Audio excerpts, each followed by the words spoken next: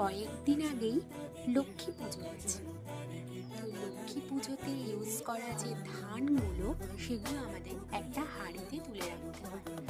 তো তাই জন্য আমি গতকালই দোকানে গিয়ে দশকর্মার দোকান থেকে একটা হাঁড়ি আর তার ঢাকা দেওয়ার জন্য সরা কিনে এনেছিলাম।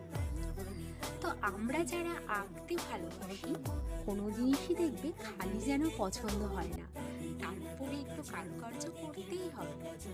তো সেই জন্য আজকে সকাল সকাল নিয়ে বসে গেলাম হাঁড়িটা নিয়ে।